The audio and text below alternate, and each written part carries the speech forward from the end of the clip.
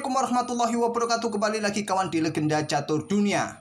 Kita masih melanjutkan permainan Magnus Carlsen di Title Tours The Blitz edisi tanggal 21 November 2023. Namun sebelum lanjut permainan Magnus Carlsen kawan, beberapa hari ini admin mendapatkan kritikan, komentar pedas dari kawan-kawan di kolom komentar. Saya rasa itu dari kawan-kawan yang baru mampir ke channel kami karena mungkin belum tahu ciri khas channel ini kawan, yang memang beda dari channel-channel catur Indonesia lainnya kawan. Mungkin kawan-kawan channel catur lainnya to the point, dash pada game aslinya. Beda dengan channel kami ini kawan. Kami selingi biasanya candaan sedikit, ataupun mungkin yang kalian anggap terlalu bertele-tele, sering mondar-mandir, sering banyak analisa. Memang itulah ciri khas kami kawan. Dan kritikan semacam ini sudah berlangsung selama 3 tahun terakhir kawan. Sudah dari 3 tahun yang lalu. Bukan admin tidak menerima kritikan kawan-kawan, tapi mungkin kawan-kawan saja yang belum tahu bahwa kritikan semacam ini sudah sejak 3 tahun yang lalu kawan. Dan kenapa admin tidak berubah? Ini menjadikan ciri khas channel kami yang berbeda dengan channel-channel catur Indonesia lainnya kawan.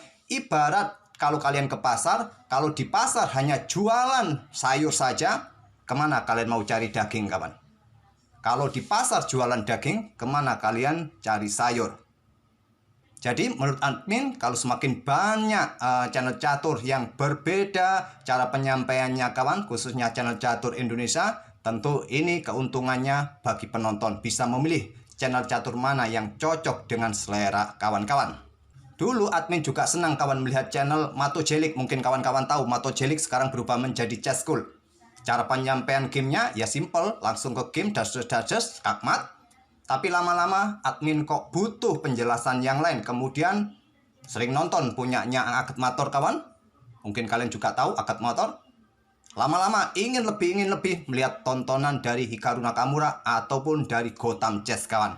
Dengan cara penyampaian yang berbeda-beda untuk memperkaya pengetahuan admin dalam dunia catur. Dan itu menjadi admin juga sebagai bahan referensi untuk penyampaian di channel catur kami ini. Itulah penjelasan admin mengenai kritikan selama ini tentang yang banyak bacot, yang bertele-tele, banyak omong dan seterusnya, seperti itulah. Oke, tak ada masalah. Kritik kalian membangun sehingga channel kami mampu bersaing dengan channel catur yang sudah lama eksis kawan. Dan berkembang sampai saat ini tentu karena kalian semua. Terima kasih atas saran kritiknya. Oke, langsung ke Title Tours The Blitz edisi tanggal 21 dari permainan Magnus Carlsen. Di sesi awal tadi sudah kita ulas satu gamenya melawan Dani Dubov kawan, di mana Magnus Carlsen menang di sesi awal. Kemudian di sesi akhir nilainya sama dengan nilainya Lee Kwang Lim kawan. Cuma Magnus Carlsen ini tak terkalahkan. Lee Kwang Lim banyak menangnya, cuma sempat dikalahkan oleh Magnus Carlsen pada game ke-9-nya. Nah, game ke-9 ini kawan yang akan kita otak-atik. Tapi di kolom komentar di video tadi siang ada kawan-kawan yang ingin melihat permainan Magnus Carlsen di game terakhir di sesi awal melawan Lee Kwang Lim yang cukup aneh kawan. Hanya berhenti di 2 langkah putih pion D4 ini, permainan berakhir miss. Mungkin Magnus Carlsen menawarkan remis dan langsung diterima oleh Lee Kwang Lim. Magnus Carlsen menawarkan remis, mungkin nilainya sudah cukup untuk mendapatkan kemenangan di sesi awal. Mungkin kalian dengar suara keok-keok itu kan? Itu adalah cucak hijau, burung kesayangan admin. Mungkin di sini ada yang kicomania juga. Kalian punya burung apa? Oke, ke game berikutnya dari permainan Magnus Carlsen versus Lee Kwang Lim pada sesi kedua. Pada game ke-9, Lee Kwang Lim pegang putih mengawali dengan kuda F3, Magnus Carlsen pion B6. Ready opening dengan variasi Queen Side Viacento atau Viacento sayap menteri. Pion G3 dibalas Viacento juga, gajah terangnya kawan, gajah B7, gajah G2, double Viacento dimainkan Magnus Carlsen dengan pion G6. Rokade Lee Kwang Lim, gajah G7, pion D4 sekarang untuk mendapatkan kontrol di petak pusat kawan. Magnus Carlsen kuda F6 terlebih dahulu, mencegah pion didorong maju, pion C4. Baru nanti mungkin kuda ini, menteri ini ke petak terang untuk persiapan dengan pion E4 atau benteng E1. Kita lihat saja kawan. Rokade Magnus, pion D5 dorong terlebih dahulu.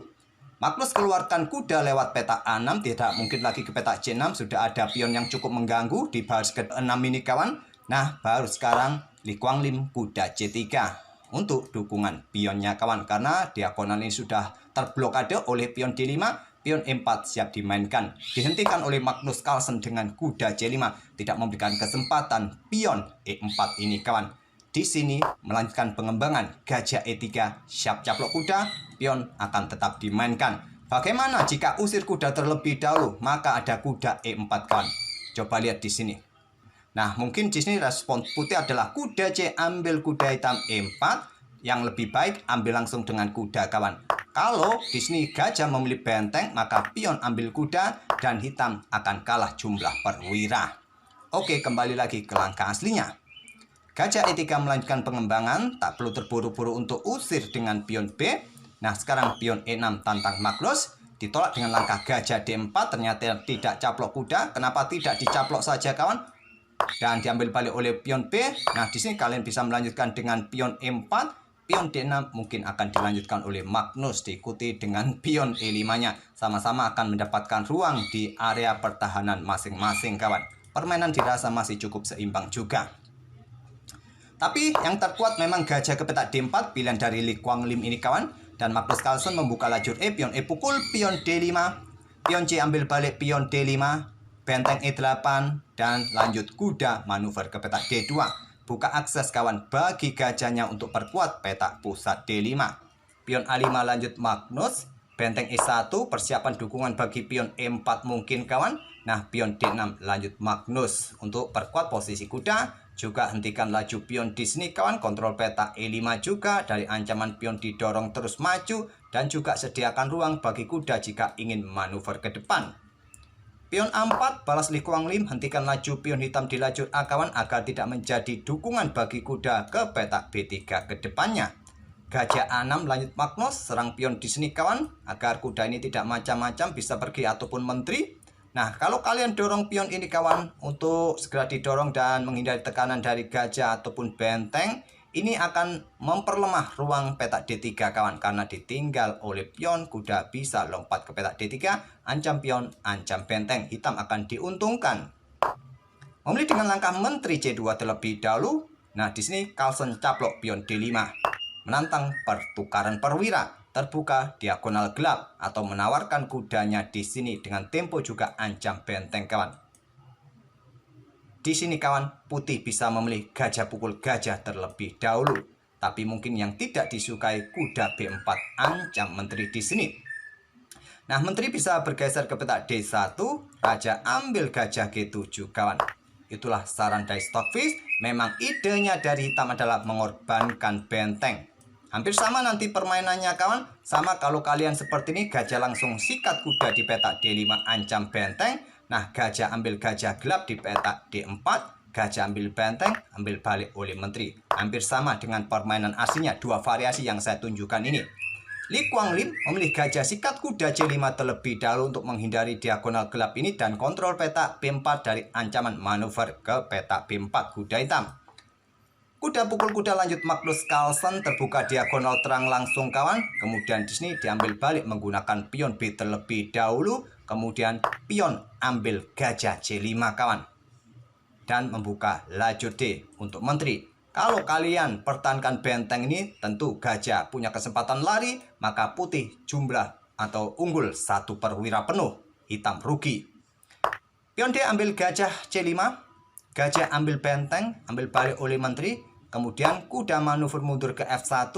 Carlsen sentralisasi menterinya ke petak E4 menantang pertukaran, ditolak. Yang terkuat langsung baku hantam di sini kawan. Kalaupun ada ancaman di sini kawan, di sini garbuan dan benteng juga mengancam pion, angkat saja benteng kawan. Pertahankan pion di sini, pertahankan pion yang di sini. Kalaupun ada serangan benteng ke sini, ambil contoh untuk menyerang pion lemah ini, masih ada benteng D1 yang bisa untuk menyerang balik dengan pengorbanan pion yang ada di petak C3.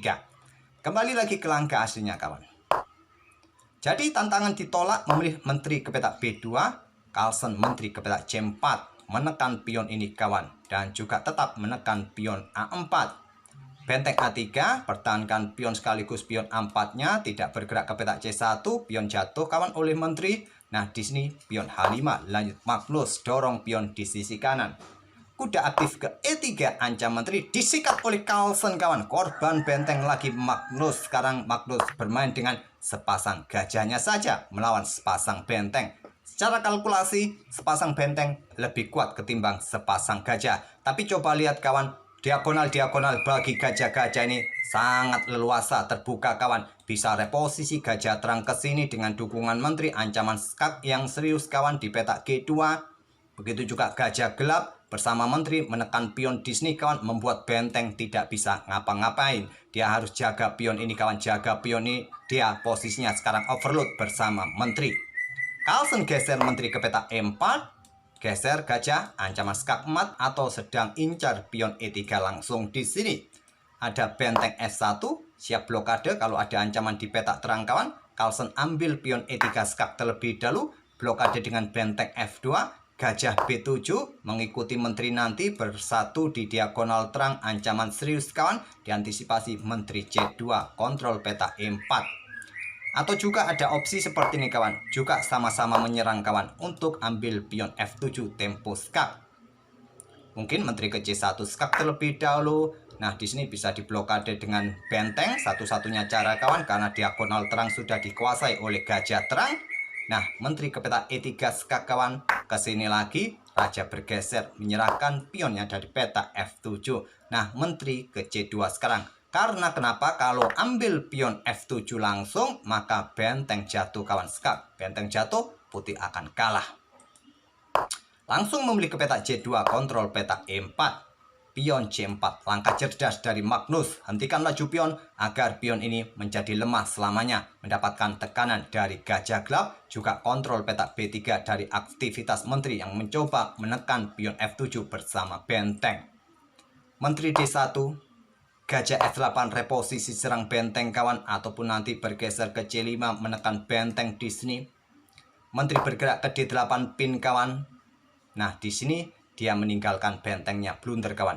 Yang terkuat bisa bermain benteng ini mundur ke peta A1 terlebih dahulu untuk perkuat baris belakangnya. Walaupun di sini ada gajah ke peta ini, seumpama kawan untuk menekan diagonal gelap ini, baru meluncur melakukan skak di sini. Bergerak ke peta terang kawan. Nah, bisa berlanjut menteri ke peta F6, tekan pion yang di sini, termasuk langkah blunder juga dengan gajah ke peta C5. Mungkin di sini langkah terkuatnya adalah menteri ke peta E4. Kalian antisipasi dengan benteng bergerak ke F3. Nah, gajah baru meluncur ke peta C5. Kembali lagi ke langkah aslinya, tapi Lee Kwang Lim dalam kontrol waktu yang terdesak. Seperti biasa, Magnus Carlsen dalam permainan Title Tuesday sangat cepat permainannya kawan. Perbedaan waktunya sangat signifikan. Magnus Carlsen masih punya 1 menit 38 detik. Magnus melangkah menteri ke C1 skak kawan dan mendapatkan benteng di langkah berikutnya. Setelah menteri ambil pion C7, Magnus skak menantang pertukaran menteri yang sulit dihindari kawan. Di sini Lee Kwang Lim menyerah di langkah ke-30. Itulah kawan permainan Magnus Carlsen untuk hari ini, di mana kita dapati lawan Magnus Carlsen tadi seperti Daniel Dubois blunder benteng tadi ke peta F4 kawan. Kali ini mendapatkan benteng lagi Magnus Carlsen dengan menterinya ke peta C1 skak karena menteri putih meninggalkan bentengnya sendirian tadi. Semoga permainan dari kedua pemain bisa menghibur kalian kawan, dan sedikit penjelasan atau jawaban admin mengenai kritik-kritik selama ini yang terlalu bertele-tele, banyak omong dan seterusnya. Oke, terima kasih sekali lagi saran dan kritik kalian. Kalian luar biasa. Kita akan bertemu di video-video berikutnya. Wassalamualaikum warahmatullahi wabarakatuh.